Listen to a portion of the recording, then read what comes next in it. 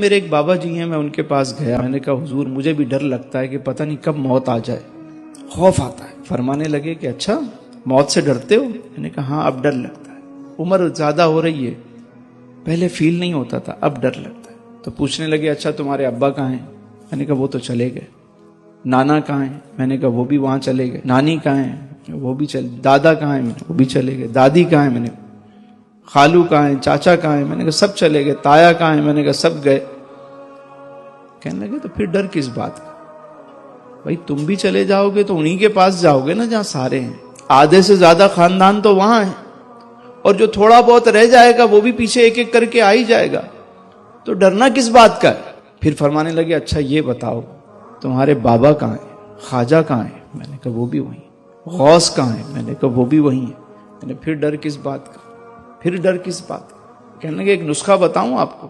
میں نے کہا بتائیے۔ انہوں نے ایک نسخہ دیا مجھے، وہ میں چاہتا ہوں آج آپ کو بھی دے دوں، اور اس پہ عمل کر کے دیکھیں، آپ کو بہت لطف آئے گا۔ عمل کریں گے؟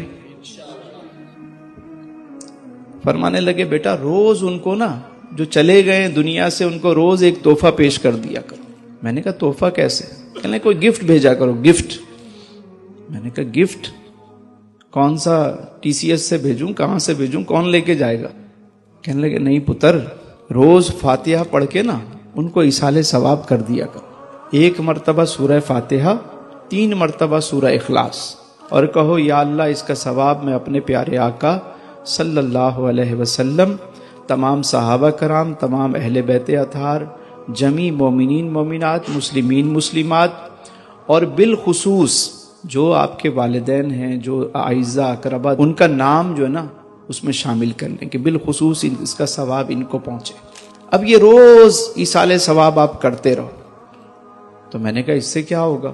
کہنے لگے کہ اچھا یہ بتاؤ کہ اگر تمہارا کوئی دوست ہو لاہور میں اور کراچی میں تمہیں روزانہ وہ گفٹ بھیجے، تم آفس پہنچو تو وہاں گفٹ رکھا ہوا ہو، تم گھر پہ ہو تو وہ گھر پہ تحفہ روز آئے، ڈیلی پارسل آ رہا ہے، کیا ہوگا؟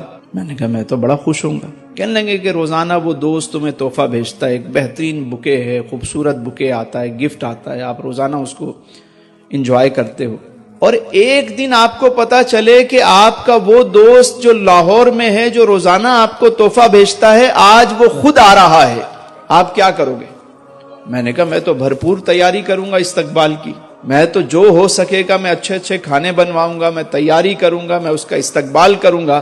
تو فرمانے لگے یہی بات ہے کہ جب تم روزانہ کسی کو ایصال ثواب کرتے رہو گے نا، اپنے بزرگوں کو، اپنے بڑوں کو، اپنے والدین کو، تو جب تم دنیا سے جاؤ گے تو وہ سب تمہارے استقبال کے لیے جمع ہوں گے۔